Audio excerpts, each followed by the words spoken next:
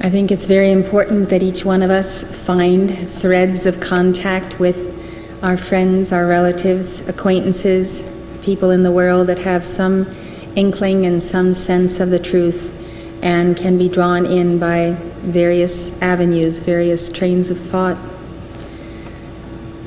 The concept of leaving the body in this manner, of course, is the highest method, and beloved Ascended Lady Master Leto is the one who trains us to leave our body temples at night and to go out in service as well as to study in the retreats of the Brotherhood. She specifically gives us the exercise of meditating on the Grand Teton, an exercise that is given in the Keepers of the Flame lessons, which you can use, and it requires that you have a good photograph of the Grand Teton in your bedroom so that you can see it facing you as you fall asleep. If you have read some of the I Am books, you will find the passages where Leto teaches Rex and Nada, Bob and Pearl the art and the science of leaving the body. This is soul travel at the etheric level rather than on the astral plane. It is the highest level, and the reason that the ritual for transport and holy work is so extensive is that to be fully protected, we must, at the conclusion of our day, first of all, perform the ablutions of the soul purification, and secondly, reenact the ritual of forgiveness of all life, all who have harmed us, all whom we have ever harmed, calling for forgiveness for ourselves, that we obey the command of God, let not the sun go down upon your wrath. Let not the sun go down when you are at odds with anyone on earth. That's a very important ritual of prayer in the evening. Then there is the protection of Archangel Michael and his legions of light. As you purpose to go out in your etheric body, you are calling for Archangel Michael's protection. You also establish a very high attunement with the Cosmic Christ through the Krishna mantra and all that you have given in this ritual, including the sealing, the binding, the call to the 5 Dhyani Buddhas on the 5 poisons. So it is all essential material for your protection, because there is nothing to leaving the body on the astral plane, but the astral plane is the sewer of the planet, and that is precisely where you do not want to go. And so to make it on the etheric octave, you do need the legions of Archangel Michael to escort you. Now, another way of being out of the body, and being out of the body on the astral plane, is through the change called death. The reason that I decided to give you some notes on this subject this evening is because I think it's very important that you understand this situation, the situation of discarnates on planet Earth. You understand our potential vulnerability to discarnates and what to do about it. Secondly, I was prompted by having been taken to the movie Ghost by members of my family, and they said this was a movie that I had to see. So I'd like to take up this movie, and I would like you to see it if you wish, and if you wish to take the notes that I'm giving you so that you can talk about it. It's kind of a conversation piece that you can bring up at the dinner table and get into things that people don't ordinarily talk about, and more so, people really do not have the answers to what is really going on. So this movie Ghost actually gives a very realistic picture of the death process and the discarnate that separates from the body at that point of transition. So it's the story of a New York banker by the name of Sam Wheat, who is killed by a mugger. He hovers around his girlfriend Molly, trying to protect her, and discovers that he was really murdered. At the end of the movie, as Sam succeeds in keeping Molly safe and bringing his murderers to justice, his spirit is taken up in a swirl of twinkling lights, presumably to heaven. This movie makes certain statements about life after death that I would like to examine in greater detail. First of all, it states that after death, people are bewildered and disoriented. They often stay in or near their former home. They have difficulty moving around the astral plane. All of that is correct. It's absolutely true. So, the way this death takes place is that Sam is attacked as he and Molly walk home at night after a play. As Sam fights with the man trying to protect Molly, he is shot. We see him chasing the fleeing attacker, but when he turns around to see what has happened to Molly, he realizes that his body is on the ground in Molly's arms and that she is screaming for help. Molly is shouting his name and asking him to respond, but he cannot. As Sam watches the ambulance come and take his body to the hospital, he slowly realizes that he is dead.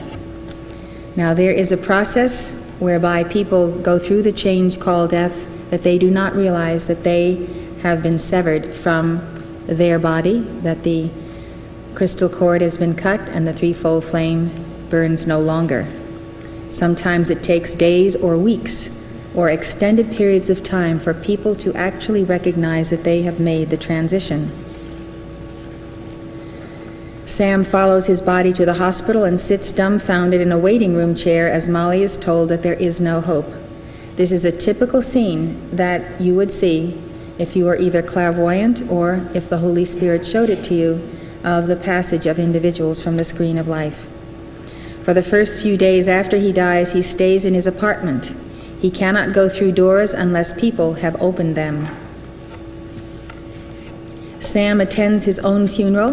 That is often the case. People do attend their own funerals.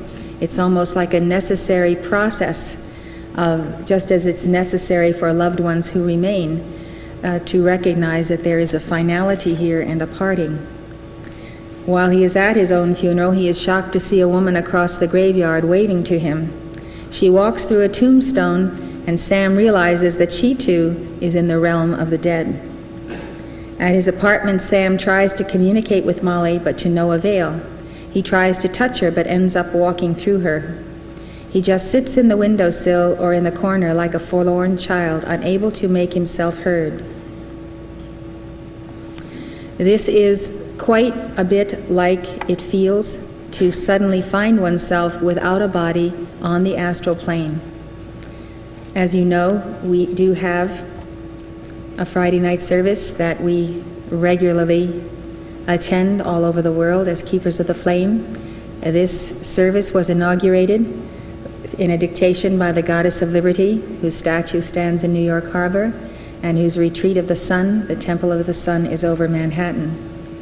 The Goddess of Liberty founded the Order of the Golden Lily, and she said it was necessary for members of this order, who are simply members by their own heart's response. It's not something that is written down on a list anywhere who's a member, but you are a member ipso facto if you participate in the Friday night services. And the purpose of these services is to make fervent calls to the ascended host for the cutting free of all souls who have passed on in that week, who belong in the octaves of light, and all souls who belong anywhere on any plane of being, that they be taken and escorted by the legions of angels, the heavenly hosts, to that level of evolution, whatever it may be, where they belong, rather than be left at the scene of an accident or hanging around in the streets and non-mobile, unable to navigate. They remain disoriented and are in a place where there is no progress made. Progress is made in life after death by being taken to the retreats of the Brotherhood or whatever level your karma takes you to, so that you can prepare for your next incarnation. You might be shocked to hear this, but El Morya states that there are billions of discarnates on planet Earth today who are not in the level or the compartment where they belong. And of course, this is especially true in the large cities where there are so many people passing from the screen of life on a daily basis. So the service that we render on Friday night is like a cosmic cleanup committee. We call to Astral to encircle all discarnate entities, take them where they should be, and I call for the mighty dragnet of the Lord, a huge net that I visualize the size of the planet that literally sweeps around the planet and collects these life streams so that they may be taken up by angels then to their appropriate place. I cannot even tell you how important this is for our own well-being, because discarnates do tend to gather around people who have light, because they have temporarily lost the source of their own light, and so they seek to take it from those who have light. And therefore there is a bit of enlightened self-interest in participating in the Friday night services. The movie made the point that after someone dies, if they have been a generally good person, they are taken to a place with white light and good spirits. If they have been an evil person, they are taken by dark spirits. Some people can choose to remain as discarnates on earth if they think that they have something left to do, or if they are attached to their loved ones and surroundings. That is basically true. Of course, there is some error to it also. I'll give you the examples of what the movie gives, and then I'll give you an interpretation of it. When Sam dies, he looks up at the sky and sees twinkling lights that remain suspended above him for a moment. His expression is that he knows that that is where he should be going, and he hears the call to come to higher octaves. But he makes a free will decision that he is not ready to leave Molly, and so the lights disappear. It's like the angels bow to free will and leave you where you want to be. And I've seen that happen time and time again, where angels come to take souls to higher octaves, and they refuse to go. They want to be in their same old comfortable situation. After Sam succeeds in protecting Molly, he is ready to be taken where he's supposed to go. And the twinkling lights appear again for a few moments. And when they are present, Molly is able to see and hear him. He says goodbye to her and is swept up in a flash of light. Now, this subject of the person being available to be communicated with during a short period after death is taken up in the book A Dweller on Two Planets by Philos the Tibetan. And I will be lecturing on it, and it is quite a complicated subject, and I would like to leave it for a thorough lecture. But that is the gist of it. There is a certain element of the ka, or the astral sheath, that is active and present even in the place of the person himself, so that there is communion with that ka, or that sheath, until the disintegration factor, the decay rate, eliminates it, and the soul is secure in the place that is called Devachan, the place of working out one's desires and one's wish fulfillment between embodiments. Sam observes another man dying in the emergency room with the twinkling lights hovering over him, and his spirit is taken up into them right away. Other discarnates, like a man he meets on the subway, stay near familiar places indefinitely. Not everyone can choose to stay. When Sam's murderers die, instead of twinkling lights coming to get them, howling and shrieking devils emerge from the ground and take them away unwillingly, presumably to the realms of hell. That is actually not entirely accurate. My observation is that the legions of Archangel Michael come and bind evil spirits or evil life streams and consign them to one of 33 levels in descending order that is the realm of the astral plane, which finally in the lowest level, the 33rd level being the lowest, is the realm of death and hell. And it simply gets darker and more evil the farther down people are assigned. The etheric octave likewise has 33 levels in an ascending order. So the first level of the etheric octave would be like the kindergarten for souls who have done good and who deserve an opportunity to be taught the basic teachings, the basic esoteric teachings, and to learn and understand what is their true relationship to God. And then they may graduate to the second level and so forth. And the 33rd level of the etheric octave is the point where you cross over into the world of absolute spirit as opposed to matter. The etheric octave is the heaven world, but it is still in the matter universe. It's the highest vibrating level of the matter universe. I'm not saying that there are not howling and shrieking devils around that desire to take those whom they think belong to them and who are a part of them into the underworld. But I do say that in answer to the calls of light bearers who know to make the call to Mighty Estrella and Archangel Michael, There are many fallen ones who will roam around as evil spirits, doing very deadly deeds after they pass on. I mean, they can cause fires, they can set fires, they can cause deaths to happen. They are very deadly because they are operating from the level of adeptship in the black arts. And these individuals are not about to be taken by howling and shrieking ghosts or demons. And therefore it requires the greatest hierarchs of light for the binding of these black magicians. And that is something we also pursue at our Friday night services, making the calls for the binding of the fallen ones who are on the astral plane or may have passed from the screen of life, who are antichrists and who really desire nothing but ill will against humanity. So there are many, many cases, as you can understand, even as there are many life streams. Discarnate entities are commonly referred to as disembodied spirits. They are made up of the personality consciousness of those who have passed through the change called death, as that consciousness expresses through the astral, mental, or etheric bodies.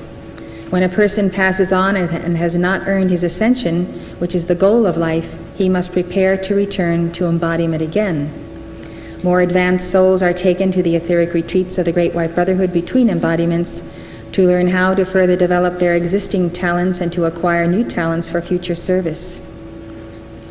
All who pass on through the change called death do not reach etheric schoolrooms. Many get stuck in the astral plane where their energies remain entangled with embodied and disembodied souls who carry the lowest common denominator of human vibration.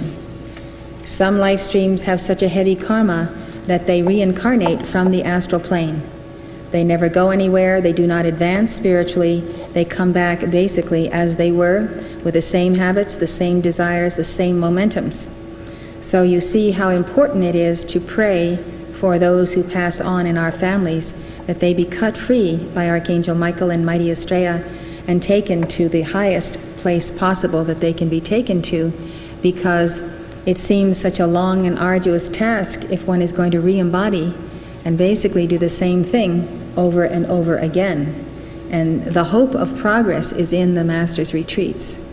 So knowledge of these retreats before passing on, some people who've had this teaching for 5, 10, 20, 40, 50 years and have been doing their meditations nightly and practicing leaving the body and going to the retreats of the Great White Brotherhood, they pass on and their souls fly like doves to the highest octaves.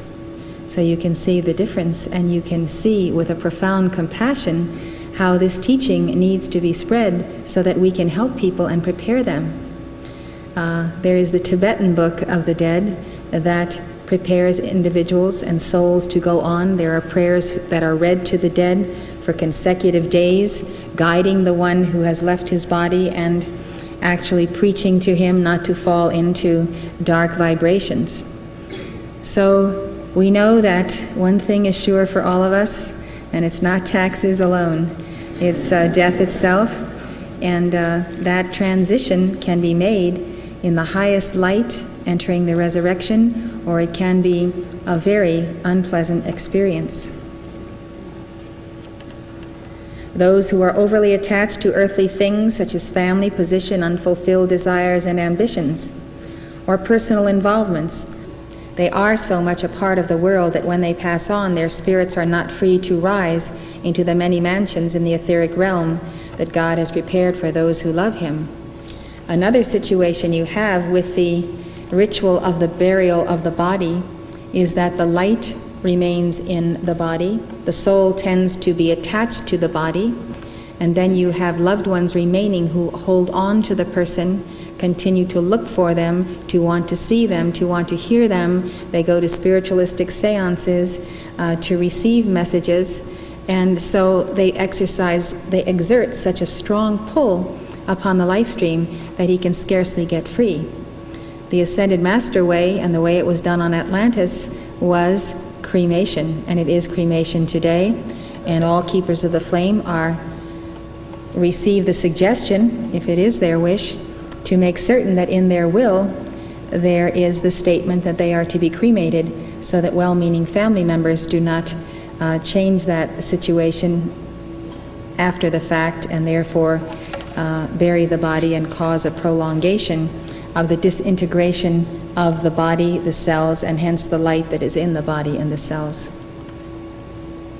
So I think that cremation by fire is the way that the soul most easily gets free from the emotional attachments to the body, and it also helps the family who remain to get over that attachment and to contemplate the soul in light and in higher octaves.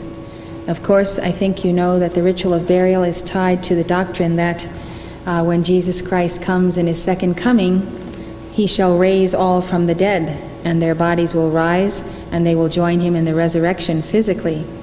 We do not subscribe to that belief in any way, shape, or form.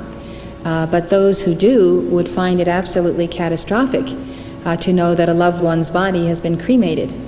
And therefore, we see that the process of burial goes on. On the ancient altar of Atlantis, there was the Maxine light. It had been placed there by the great avatar, Jesus, many thousands of years before. And whenever someone died, their body was placed into that flame, and it immediately dissolved. And that was one of the temple rituals that was performed. That also is described in A Dweller on Two Planets by Philos.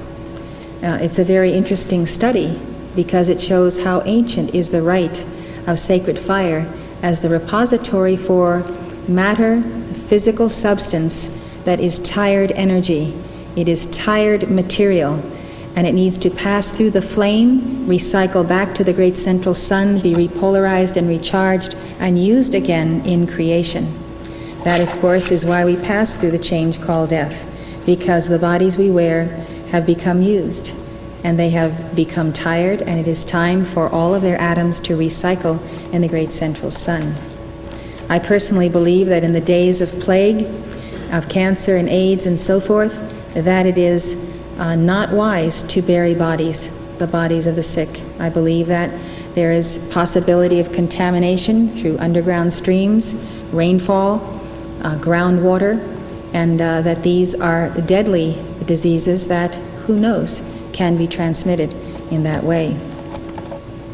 The ritual that is performed by a minister of our church at the time of the passing of an individual is to stand at the head and the feet of the body and to call for the demagnetization of the body of all light, that the light be taken up and be sealed in the etheric body, all light that has been contained in that body form. And those are prayers and calls that we make to the angels before the body is placed in the crematorium in its proper place for that ritual. If any of you desire to have such a service recited for a loved one, you need only call our headquarters and we will see to it, even if the person is to be buried or cremated anywhere else on the planet. The astral plane is the immediate layer of consciousness above the physical world. The four planes of matter are physical, astral, mental, and etheric. The astral plane is the repository of the collective thought and feeling patterns, conscious and unconscious, of mankind. The purpose of this frequency is for the amplification of the pure thoughts and feelings of God in man. It has instead become polluted with the impure records of the race memory. Souls who lack the necessary spiritual momentum to rise to the etheric octave hover around all the old familiar places, unable for the most part to communicate with those they have left behind. This is extremely frustrating to disembodied spirits, especially when they are unaware that they are dead. They are fully conscious of the physical world around them, yet they can move among the living. But they are unnoticed and almost totally ignored, except when they can influence embodied individuals indirectly by tying in to their feeling worlds. Contrary to what spiritualists believe, discarnate entities, as a rule, cannot assist embodied souls in finding their freedom. They themselves are not free, and therefore they cannot give true soul freedom to others. If they had spiritual attainment, they would not be hovering near the earth. But some discarnates who speak through channels do have attainment on the left-handed path of the black arts. And many of them come to lead people astray by presenting 90% truth or 80% truth, and then because it is so plainly true, people tend to accept the 20, 30, or 40% of error that comes into their expressions. It is quite dangerous to allow oneself to take directions from a discarnate entity, even if they claim to be an advanced soul from Atlantis or from ancient Tibet or wherever, and they have come to deliver their messages to a select group of people on the planet.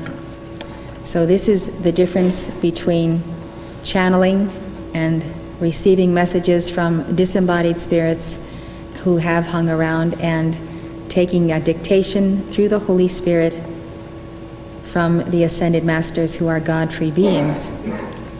I do not consider that I have psychic powers or even clairvoyance.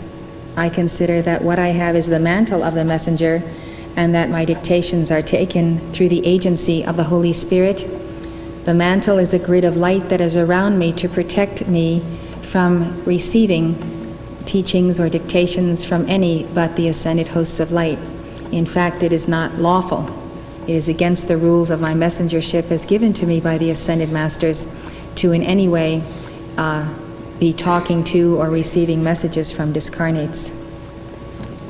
I want you to know that in the process of cremation, the fire itself not only dissolves the physical form, but also erases from the four lower bodies many harmful records. The physical fire can affect the finer bodies and eliminate some very burdensome material in terms of records and traumas and such things that have occurred.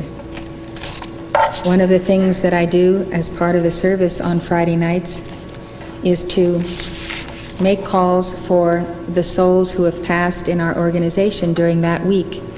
I have made up a form so that when we receive a phone call from a loved one, I have all the data on that person, what caused their death, what town they died in, how old they were, and then I pull the file of that person, look at their correspondence, and see their past involvement in the organization, and get a very clear picture of that individual. We usually do have pictures of people because they get them taken when they come to conferences.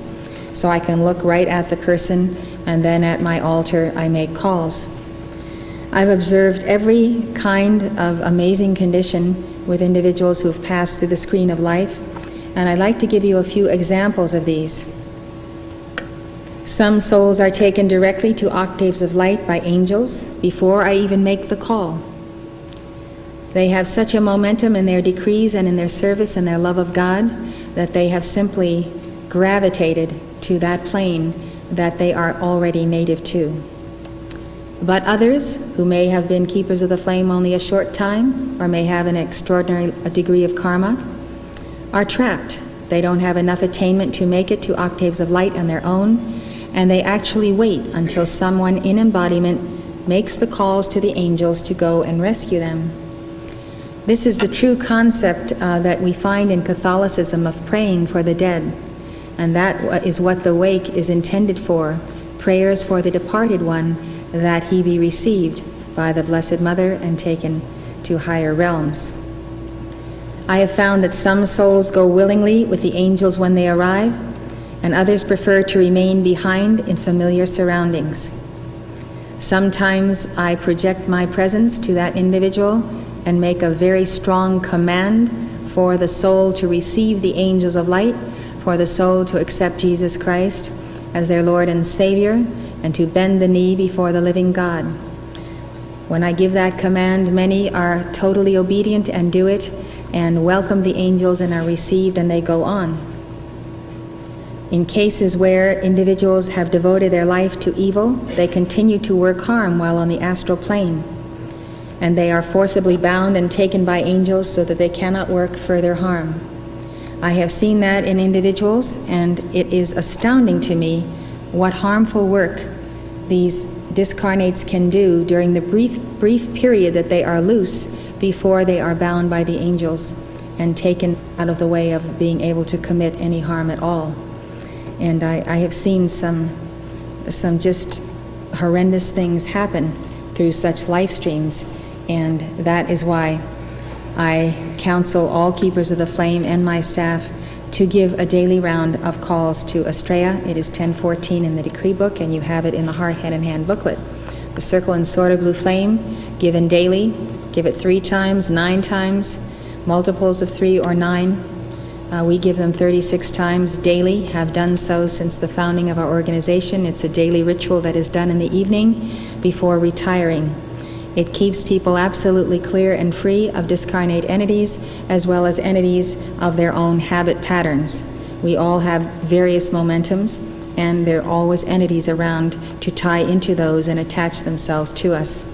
I consider the call to the Starry Mother to Astral as the greatest asset to the light bearer who wishes to guard his light and be free from the imposition of those on the left-handed path that are out of the body. I'd like to give you the example of a young man who'd been a keeper of the flame for about 3 years. He was from South America. He had quit using marijuana and cocaine before he attended Summit University. He returned to South America and passed on in 1988 of a cocaine overdose.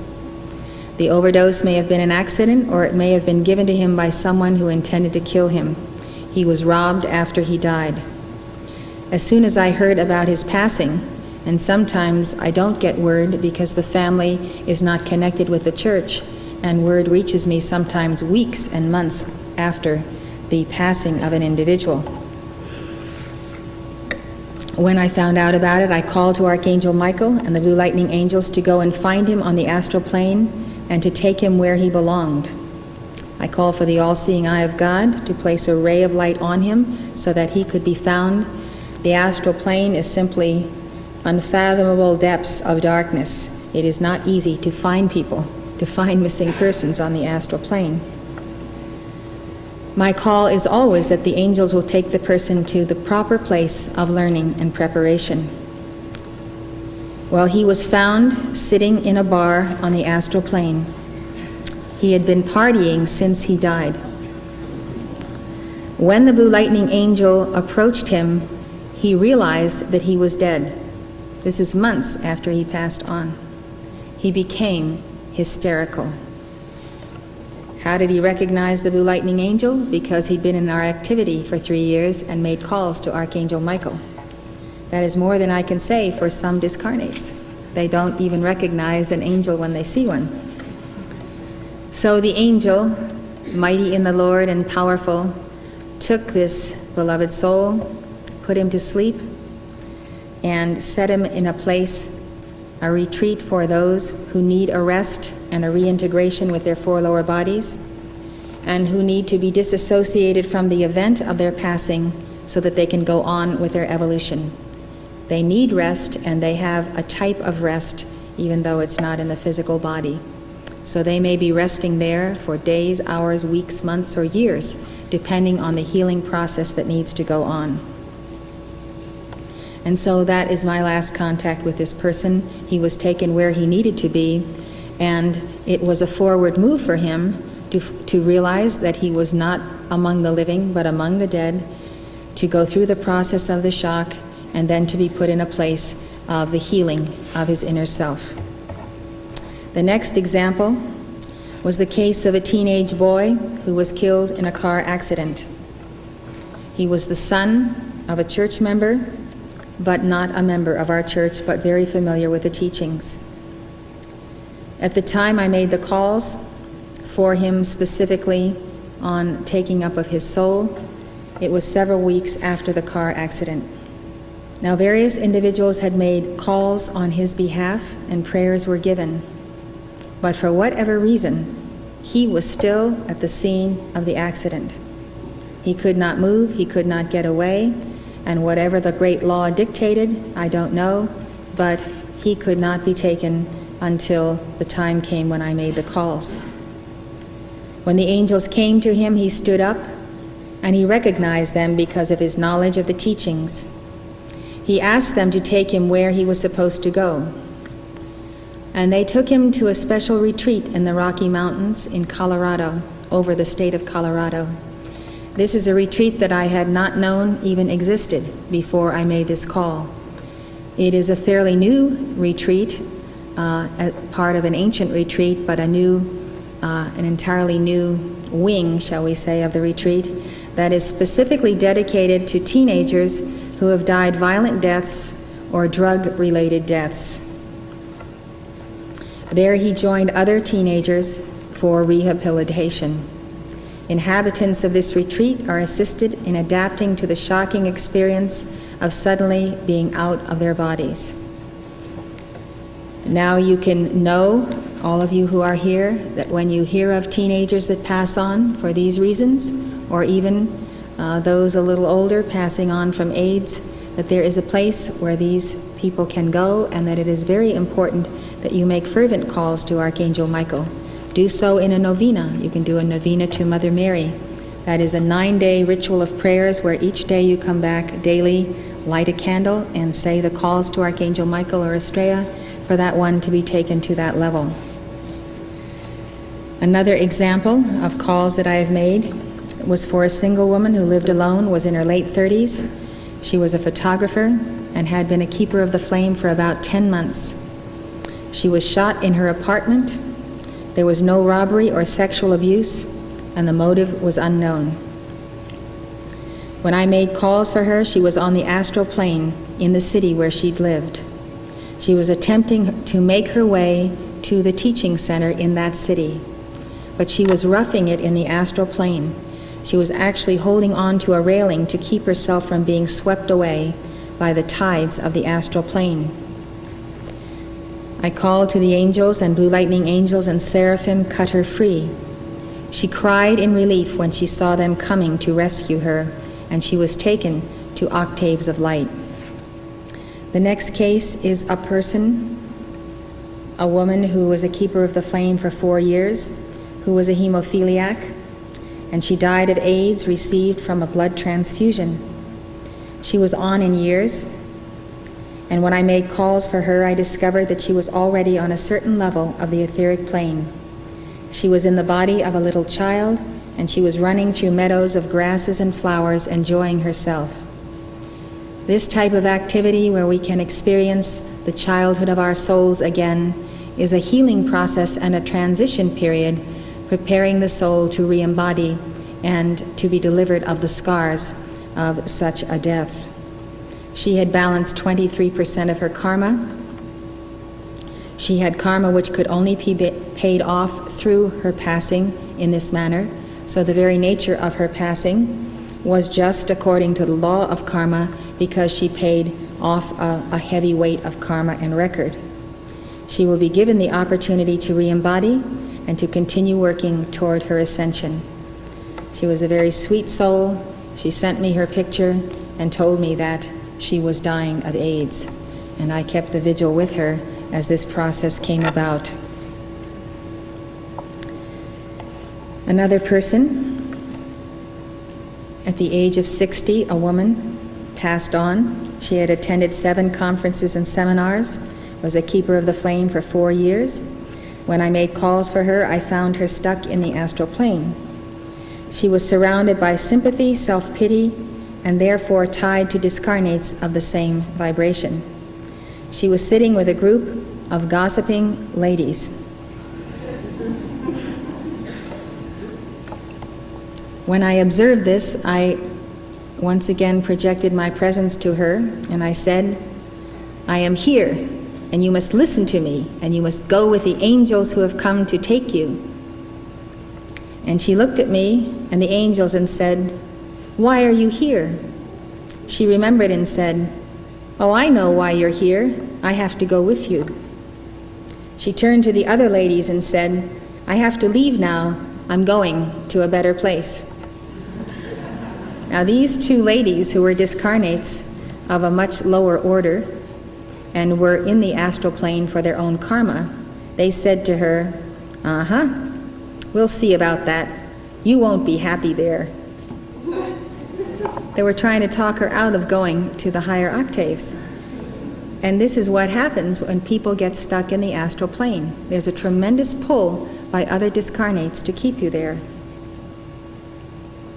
She went to the etheric octaves with the angels, and she will have to work very hard at inner levels. But she has a good start on coming back in her next life and making progress on the path. When you make contact with the Great White Brotherhood, if this happens to be the first lecture you've attended, you have made contact. The thread of contact is established. If you pursue the teachings with diligence and your decrees, that thread of contact gets stronger and stronger until it's a veritable rope. And then it becomes like a steel cable. And you never let go of the ascended masters and the heavenly hosts, lifetime after lifetime, until you make it. And so it is very important to nourish the flame of that contact and to hold on to it, because there are times in one's experience, and one of those times is passing from this octave and from this body. There are times when that contact with the Great White Brotherhood is your life preserver, your life saver, and the most important thing you have. As you know, from dust to dust, naked I came into the world, naked I depart.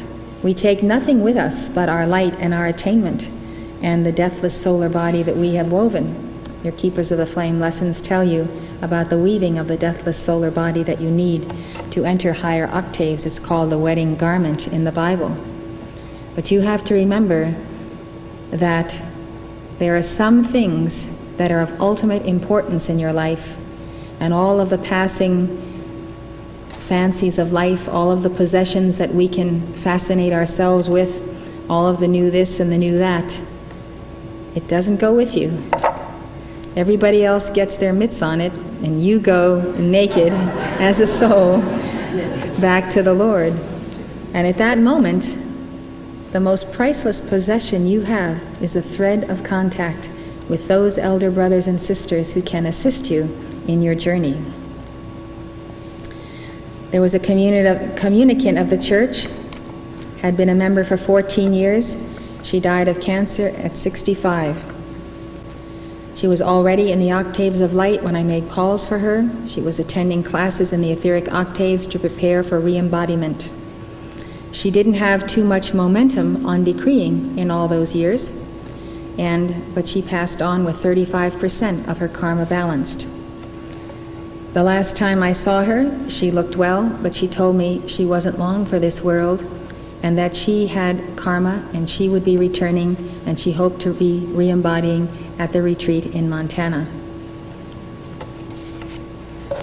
So those are a few examples so that you can see and understand that life definitely goes on, and for a time it's very inconvenient and hazardous to be without a physical body. Some discarnates are capable of moving physical objects. That's another thesis of the movie Ghost. When Sam is following his murderer, he encounters a tall, frightening discarnate on a subway car. The discarnate picks him up and throws him out of the car, telling him not to come into his territory again. So this establishes the idea of a hierarchy of territory and a hierarchy of discarnates who take over certain spaces and don't want any other discarnates in their space. To frighten Sam, the spirit smashes one of the subway windows. He has mastered the technique of doing things with physical objects. Later in the movie, Sam seeks out the subway discarnate and demands that he teach him how to move objects around. As Sam is trying to move things with his supposed body, this discarnate tells him, "You don't have a body now. You can't do it with your body. So everything has to come from up here. It has to come from your mind." And he teaches Sam to use strong emotions, his love, his hate, his anger, to move objects. Then he tells him it has to come from your gut. And your gut is your solar plexus chakra and your seat of the soul chakra. And so Sam makes this tremendous effort to focus all of the energy that he has in those chakras, and he succeeds in learning how to move objects in that way. He moves papers and pennies. He learns to turn the stove off, to close doors, and type on computers. and he even punches his murderer in order to protect Molly. There are other examples of psychic phenomenon that have been traced to discarnates. The poltergeist, which means noisy ghost, and you've all heard the spooky stories about chairs rocking and things happening in houses, and there's this house on Long Island that's been the subject of a lot of articles in recent years. And that is the nature of discarnates that hang around, and for whatever attainment they had or got, they are able to move physical objects. They are not invincible, they are not invulnerable, and if you just make the call to Archangel Michael and Mighty Astrea, you can clear the place of them. Then there's upport, the sudden appearance of a material object at a seance without any apparent physical means. There are voices speaking, and there are materialization of spirits. All these things are part of the spiritualist world, and my advice to you is not to enter into it, not to be fascinated with it, not to be fascinated with death or with any of the things I've said, but to do your Astreyas, to do your calls to Archangel Michael, to cut yourself free, and to know that none of these things need to be a part of you or your life or your household. When you have any sense of suspicion of it, you need to go to work with your decrees and call to Archangel Michael to come, clear your house, clear your office, clear whatever room you're staying in. Wherever I go, I call for the clearing of the discarnates out of the room. If I'm going to hold a lecture, I'll come in ahead of time and make those calls. I can tell you that fresh paint, because of the chemicals in it, is something that gets rid of discarnates. Don't tell me how, but I know it, and the masters told me it is a certain vibration of fresh paint that definitely gets rid of old records, and that's why people like to paint and spruce up their houses and make them new and scrub and clean, because all those processes get rid of entities who live off of decaying substance. They propagate themselves out of decay, decaying garbage, decaying flowers, anything that's in a process of disintegration. The atoms disassociating themselves lets off energy. So along come the entities to take it up. So you never want to leave anything like that around. Don't keep things you don't need. One thing that always focuses entities is these old-fashioned doll collections, where people collect dolls from 50, 60 years ago, 2 centuries ago, and they have all these dolls sitting in their house, and you go into a house like that and there's an entity looking through every doll at you. And I cannot understand why people insist upon collecting these things, but they do. So you have free will. If you want to keep your dolls, you'll be keeping your entities too. Another statement that the movie makes is that discarnates crave the sensual pleasures they had while they were in human form. This is absolutely true, and that is a story to be told. When Sam is getting his lesson from the subway discarnate, he, the discarnate, knocks out the window in a cigarette vending machine. Looking at all the packs of cigarettes on the ground, he says, "Oh, what I would give for a drag." And he fondles these packages of cigarettes. So this brings up the subject of discarnates attaching themselves to humans in order to experience life vicariously. The law of attraction, which states that like attracts like, governs the movement of entities. Discarnate entities gravitate toward energy pools of a similar vibration. Just think about it. Entities of self-pity gravitate toward people who have self-pity. And any human vibration you want to name, whatever a person might be in that vibration, they will attract that entity. If you have the joy of the Lord and light around you, you will not attract entities, you will attract angels and higher beings. So that attraction is a serious matter, and that's what you have to be careful of. Entities move compulsively, merging with other misqualified bodies that roam the astral world, until they find shelter in the auras of like-minded individuals in embodiment. Most people who do not decree at all have some kind of entity around them that is very similar to themselves. so that they cannot even tell that there's an entity around them, because there's such a sympathetic vibration that they assume that their thoughts are their own, their feelings are their own, and in part their thoughts and feelings may be reflecting a discarnate entity that is very much like them. Therefore, El Morya teaches that few among mankind are free from the influence of discarnate entities.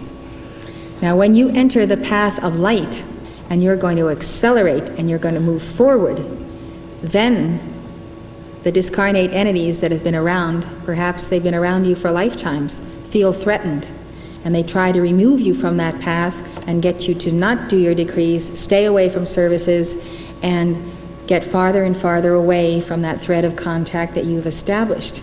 This is why it's important for keepers of the flame to pray for those who are entering the path. So entities who are used to sapping your light from you are not going to take kindly to those individuals who introduce you to a path where you can be totally entity-free for the rest of your life. And that is this path of the Great White Brotherhood and the science of the spoken word. Those addicted to alcohol, tobacco, drugs, and excessive sugar are examples. They're examples of astral entities affinitizing with those on the physical plane who have similar habit patterns to their own.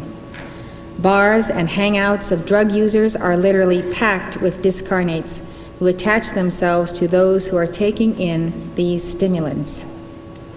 Sometimes there are as many as 50 to 100 entities attached like leeches to one individual who is smoking or taking drugs.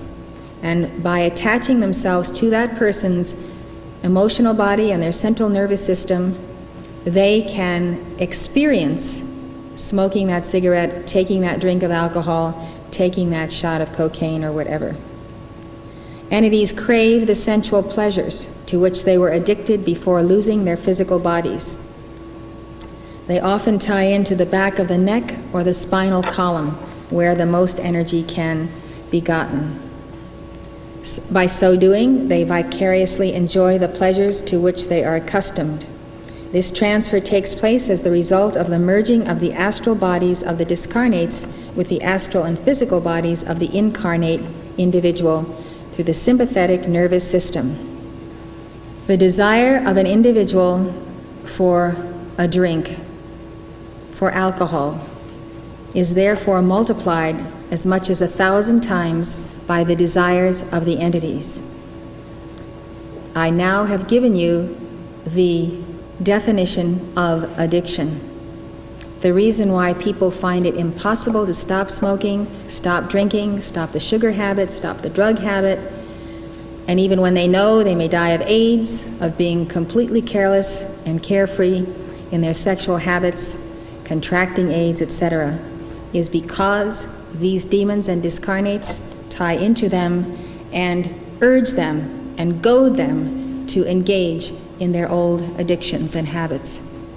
This is why when you are praying for someone, you need to call to Archangel Michael to bind all demons and discarnates who actually become possessing entities. They possess the individual, they take over his life.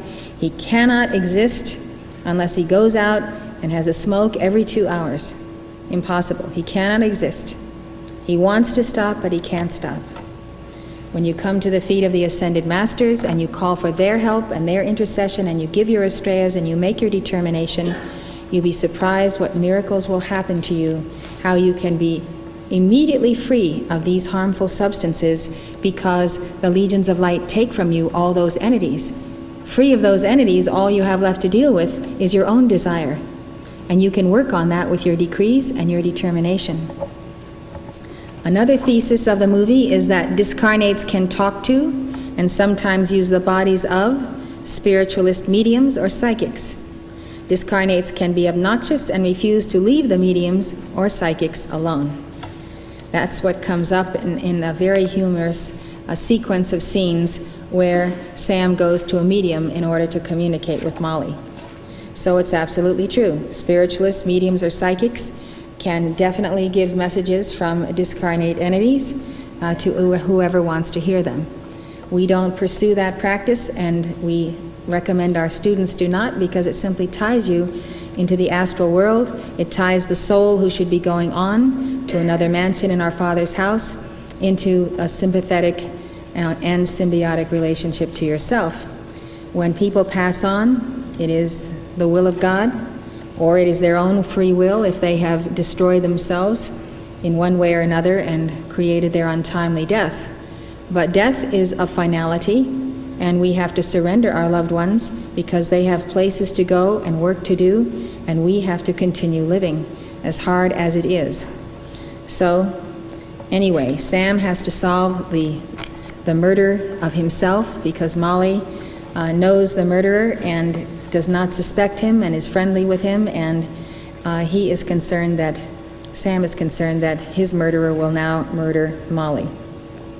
So Sam goes to a spiritualist medium, Oda Mae Brown, who is played by Whoopi Goldberg, and it's a really very humorous scene. He wants to get her to help him warn Molly. At first she refuses, but he keeps her awake all night singing until she finally agrees to help him. And Sam goes to her throughout the movie. At one point he interrupts the seance attended by about 10 discarnates. Actually, she had been a fake all these years, but when Sam came along, she really started hearing discarnates. And so now her place is packed with them. And in the confusion, an impatient spirit jumps into the body of the medium and begins speaking through her. And all of a sudden, she's talking with the voice of this man. When she orders the discarnate out, he lies limply on the floor and has no energy to move. His fellow discarnates ridicule him for not knowing that entering a body drains a discarnate of energy. What the film does not bring out is that discarnates drain energy from the medium. And that is why the Brotherhood is so adamant on this question of going into seances. One explanation of the phenomena that takes place during seances is the formation of ectoplasm.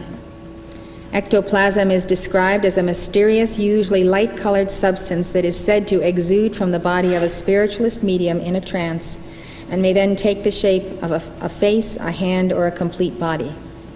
Now, as far as I'm concerned, there is no difference between a spiritualist medium and a channeler. A channeler is just, to me, a new word for the same practice.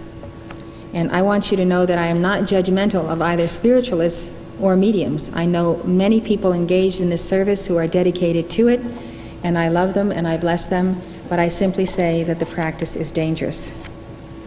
Ectoplasm is said to be the substance involved in the materialization of spiritual bodies. The levitation of material objects is commonly explained by the gradual buildup of columns of ectoplasm underneath the objects. It is said that the force exerted by ectoplasm is great enough to raise a table completely off the ground with a man's weight on that table. It is generally thought that at the end of a seance, the ectoplasm disappears and returns to the medium. This, however, is not true. This is where the fallacy lies, and this is where the danger is. The vital energies that are taken by the spirits from those who participate in spiritualistic activities, whether as a medium or an observer, are never replaced. Those energies are immediately used to produce psychic phenomena and to sustain their existence. To those who consciously practice necromancy, that is, communion with the dead, or hold consort with the spirits of the departed over a considerable period of time, there is a gradual drain of vital spiritual energies and a deterioration of the physical body and the brain. Each person has a certain allotment of the life force that is apportioned to him at the beginning of his embodiment. Prolonged involvement in trance work, psychic phenomena, and spiritualistic activities can result in a critical drain upon that allotment. Now, that energy of light that surrounds the body and that is in the body, you are intended to use to weave your wedding garment, your deathless solar body. It's the vehicle of light that you require to enter the higher etheric octaves at your transition. The reduction of the life force through psychic activity can cause a person to forfeit his ascension in that embodiment. I know of a case of two very devout souls, a husband and wife, who were the sweetest people that you would ever want to meet. And yet, they lacked this energy that is natural to the aura of those on the path. It is a certain layer of light. So I asked Mark Prophet, this is before he passed on, I asked him what was the nature of the problem with these individuals. And he said that they had been psychics and they were involved in spiritualism in past lives in Holland, and it would take them 4 or 5 lifetimes before they regained that light that they had squandered in that activity. They were very devoted keepers. They worked hard. One of them has passed on at this point, and I trust that they have made great progress on the path. So that was an amazing example, because you could see that something was missing from these souls, even though they were lovely people.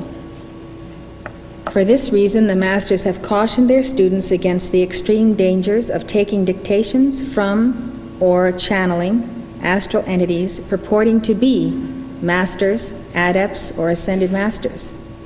Discarnates who profess to be masters of the psychic realm are the most dangerous of all. They not only drain the vital energies of their auditors, but they release confusing information and half-truths. And so there is a big difference between mediumship and messengership. And I think I have made that clear.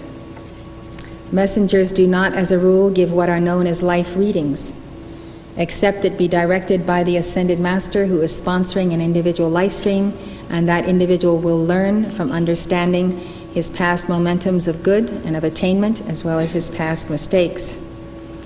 What is dangerous is partial life readings taken from the astral level by psychics, for want of any other word. I don't use psychic as a pejorative. It's someone who has awakened and quickened soul senses.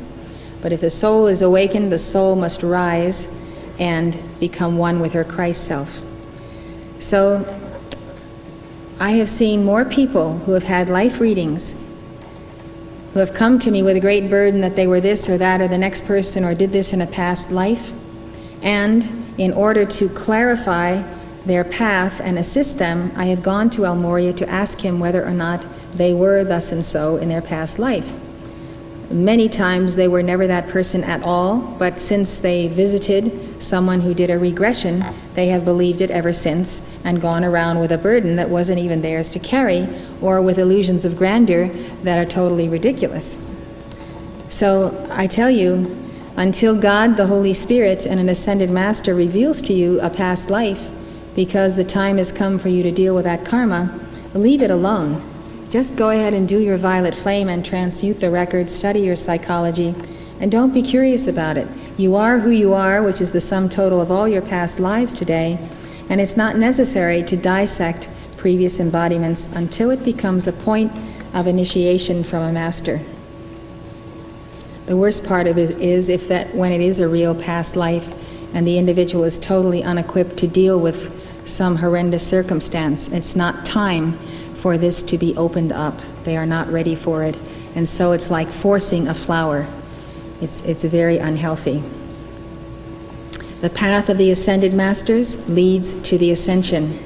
The path of psychic phenomena can lead to hell or the astral realm. Saint Germain once said that nothing good can come out of the psychic. The thing about astral entities is that they are tormented by their unfulfilled desires and disconnected from their God presence and Christ self and the soul. Sooner or later they discover the means of drawing strength from those who have not lost their tie to the source.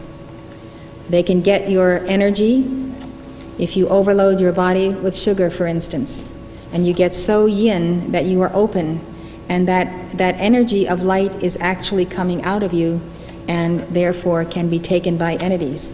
This is why entities like to get people addicted to sugar, and the problem we have in the United States today that cereals, foods of every kind have sugar added to them.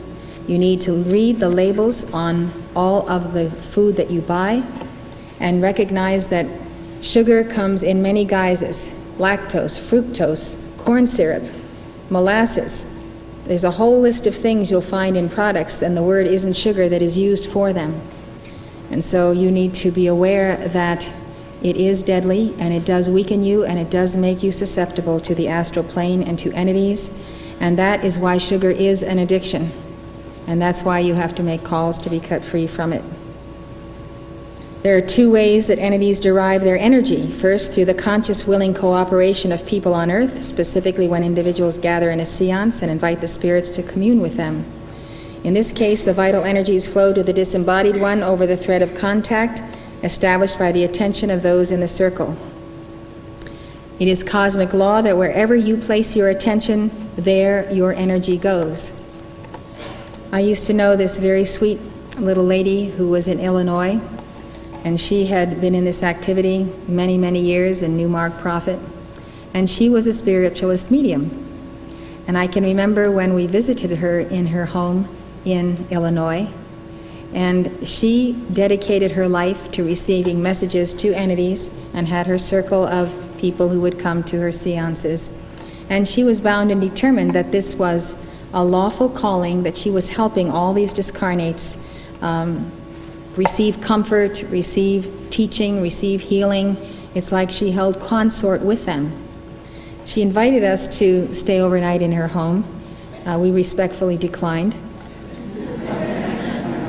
But I can remember being in that house. It was so packed with entities, it was unbelievable. Her name was Blanche McCarl. I'll never forget it. And every number of months or so, she would call me by phone, and this lasted all the rest of her life, and even after Mark's ascension. And she would tell me that she was deathly ill, very sick, would I please make calls for her? Well, I knew exactly what was happening. So I would go to work and make the calls to clear all the entities out of her house, get them all pulled off of her body, and she'd call me and say she was feeling fine, and she'd last for another 3 months or 4 months of seances and call me up again and make the calls all over again for her. But bless her heart, she believed to her dying day that she was rendering a tremendous service to all these discarnates, when really what she was doing is keeping them earthbound, keeping them tied to herself. It's almost a point of ego when you come right down to it. Second, entities receive energy whenever individuals are inharmonious or out of tune with their higher self. Vibrations of irritation, grief, fear, anger, disdain, fatigue, and of other negative thoughts and feelings, even the dissonance of rock and roll rhythms, puncture the natural protected envelope that surrounds and interpenetrates the four lower bodies of man. This natural envelope holds the spiritual energies that are released to man from his own God presence. Discord of any kind in one's world automatically rends or tears your spiritual garment. Without the wholeness of this spiritual protection, man's energies become subject to the vampire activities of astral entities. That is why the first thing you learn in your first Keeper of the Flame lesson is how to invoke your tube of light. You put it on in the morning, you reinforce it through the day, you give that tube of light call with tremendous fervor and intensity. Call to Archangel Michael, call for the violet flame, keep yourself protected, and if you are inharmonious, call on the law of forgiveness, reestablish your harmony, reestablish your tube of light. If these forces can create in your life circumstances that are calculated to disturb you until you lose your balance and become discordant, the discarnates can then steal your light. And that is why the law goes forth, which I stated in my previous lectures this weekend, that God will not give to you any more light than you can keep in harmony. If you can keep your harmony, then you can increase your light, because God knows if you are incapable of keeping your harmony, then every time you get light, along comes invisible forces and creates a problem in your world, and you get all upset, and out goes a light, and you are depleted, and they have it all. And that's a failed test, it's a failed initiation, and you have to pay the price for that light that you allowed these robbers to take from you. So that is why you need the reinforcement of the tube of light. That is why you need the violet flame, because you cannot be harmonious by your human will. You need the Christ presence and the angels and the masters with you. You need your protection established. There are many things that we cannot do by willpower. We are overcome by ancient momentums of being upset and getting disturbed over things. And so seeking the higher way of oneness with the Christ, oneness with Jesus, or the ascended master of your choice, is the way to begin to develop the strength to resist falling back into those patterns of becoming upset. This is why you need to get the pearls of wisdom, to be sure you don't miss those pearls, that you study them. They're your contact to my heart and to the Master's heart. It's why you need your Keeper of the Flame lessons, and to really decide that you are going to become an alert Chela. You don't have to spend hours a day at it, but you have to put some time into the path if you're going to get the rewards that you deserve. Another kind of entity besides a discarnate entity is a mass entity. Mass entities are force fields of humanly misqualified energy. They are the thought and feeling creations of unascended man. These entities are the accumulation of mankind's own momentums of hatred, violence, war, greed, mayhem, murder, gossip, etc. These entities, as islands of darkness, float on the astral plane. They can be as large as a city, and they are very deadly, and then they come upon people whose bodies and whose minds they can use to wreak havoc in the community. Diabolical forces direct these pockets of darkness against unsuspecting souls.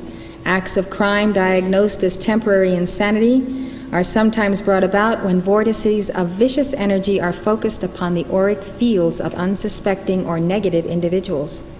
These individuals are vulnerable through their receptivity to harmful vibrations or their lack of defense against them. This is why sometimes when there are mass murders, you see a repeat of them, and they come in waves and cycles, and they sweep the country. Unbalanced individuals read about a mass murder in the paper. They get totally absorbed in it in a crazed way. That mass entity gravitates toward them by the like attracts like. And that mass of demons, it's like a swarm of bees. It's a huge energetic force field that moves toward the weakest link in the human chain and acts through that individual. Mass entities can work through madmen, through leaders, through people who direct all types of murders and atrocities on a large scale. And so those mass entities are what we work on at our Friday night service, as well as the discarnate services. I talked to you about Astraeas, and this is what Astrea has said in her dictation. The Lord God has given to man dominion over all things, but this dominion does not give man the freedom before he attains self-mastery to probe the depths of human effluvia and to become entangled in the astral world of thought and feeling. The source of all human imperfection is old astral records. Buildings and houses, people, and even animals in the world of form are filled with these old records. Your tube of light must be made strong and resilient, that it may bend when necessary, but never break against the onslaughts of psychic disturbances. You must learn to move in the world of form as victors over death and misqualified energy. The vortices of evil and of psychic disturbances may move all around you, but you may call upon your divine presence for release and deliverance. You may call unto me, and I will assist you by locking my cosmic circle and sword of blue flame around these vicious foci, and providing not only yourselves with deliverance, but also those whom you love. You must be persistent in your calls and determined in your conviction that the light of God will not fail to answer them, and you must under no condition yield an inch of ground to those forces which are not of the light. Beloved ones, these forces could not survive a single day if it were not for the feeding of mankind's energies into them. There is only one source of life, and that is God. The inhabitants of the astral world have in the main cut themselves off from the divine idea. They no longer recognize the God of the universe as their God. They seek to take the vital energies of God released to man daily and to siphon them off through his imperfect mortal consciousness by playing brother against brother, by creating situations of hatred and confusion so that people will willingly yield their energies to the wrong vibratory action. Every time you lend yourself to feelings of irritation, criticism, condemnation, and judgment, or inharmony of any kind whatsoever, you are prolonging the life of the astral entities, whereas divine harmony is of no use to them at all, and divine harmony seals you. God's energies, when retained inviolate and pure by man, can never be trampled upon by the astral creation, for they cannot enter perfection, and thus perfection is its own protection. Jesus gave the key to wholeness when he said, "Be ye therefore perfect, even as your Father which is in heaven is perfect." Entities are unable to attach themselves to those who prize harmony above all godly virtues. If these entities can catch the children of the light off guard, they can derive more benefit from their relatively pure energies than they can from the relatively impure energies of those who move in and are saturated with the momentums of the mass consciousness. For the purer the energies, the more readily they are assimilated. In particular, the taking of drugs tears the protective envelope placed around souls at birth, leaving their users more vulnerable to the activities of discarnates. That is why those on the path have to be even more careful than others, because they want the purest light, the purest essence. In order to reestablish the force field of natural spiritual protection, those who have taken drugs should, 1. Call on the law of forgiveness for having interfered with the natural unfoldment of the divine plan within their lives. 2. Invoke the violet fire and the tube of light, calling to Archangel Michael and his legions of blue lightning to cut them free from all psychic forces that seek their destruction. Then you have to go about reweaving the garment. You have to call to Archangel Raphael and Mother Mary to bathe these souls in the healing fires of the Christ. I had a person that I knew who had crazy accidents, stupid accidents, and that hurt him physically. And he came to me and sincerely implored to know why he was having those accidents. So I took it to the altar. I asked Almoria. Almoria said, "This person has holes in his garment. These holes are the result of the misuse of the sacred fire and other things that the person has done in this life and previous lives. Those holes have to be mended, and the angels will take the light that you invoke and they will weave a patch, so to speak, for the tear in the garment of your finer bodies." And so it was suggested to this individual that he conserve the sacred fire and the life force and give his decrees so that he could use that energy, the angels could use that energy to mend the rents in his garment, the tears in his garment. We see that drugs cause these holes in the finer bodies, in the inner garments, and therefore much healing is required, and Raphael and Mother Mary will assist you and your loved ones and those for whom you pray. But it is a necessary process. Some people, by what they've done in many lifetimes, and in this one also, have enough holes in their garments that they can come into a session and receive light, and they cannot retain it. They cannot even retain it for a 12-hour period. It's like having a sieve for an aura. But this too can be healed. It can be mended. With God and with the light, all things are possible. But this is what we find when we go to help people who are newly coming on the path.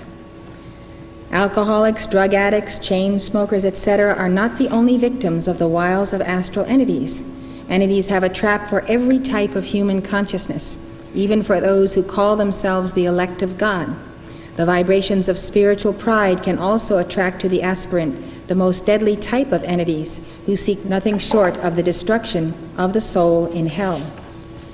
You have to realize that spiritual pride is that which is embodied by higher type discarnates on the left-handed path, black magicians and fallen ones who are very subtle and very cunning in the thoughts that they project into your mind, and that you agree with because you are not yet purified from intellectual, human, spiritual, or whatever type of pride. And so in people who have none of these addictions of the lower order of things that we're speaking of, yet they are addicted to themselves, and therefore they are susceptible to entities that have the same type of thought and feeling processes that they do. I want to remind you that Halloween, it's on its way, and that discarnates have a heyday on Halloween because people's attention is on the astral images, and these images are posted in every town in America, images of witches, skeletons, goblins, etc., and they're quite realistic of exactly what is on the lower astral plane. We always have a vigil in our community, 24-hour vigil during the Halloween cycle, especially against the more harmful practices that we've seen in Halloween on the past. Entities have names so that they can be named in our decrees and prayers. And that is why Jesus said, "What is thy name?" when he was speaking to the discarnates, the possessing demons, before he would cast them out, and therefore he would name them. The list we have of discarnate entities is found in our decree book, and if you wish to use this list, I suggest you affiliate with one of our local groups and learn how to make the calls for the binding of entities using the calls to Astral. There's a prayer in the ashram notes for souls who are taking their leave of the earth today. It's on page 63. That's in the ashram notes, not in the ashram. Yeah, in the ashram ritual book. I'm just mentioning it in case you would like to look at it. Thank you very much for allowing me to give you this lecture at this late hour. I felt it was very important for your understanding, especially those who live in and around the city. We are in New York, and it does need a cleanup. Thank you very much.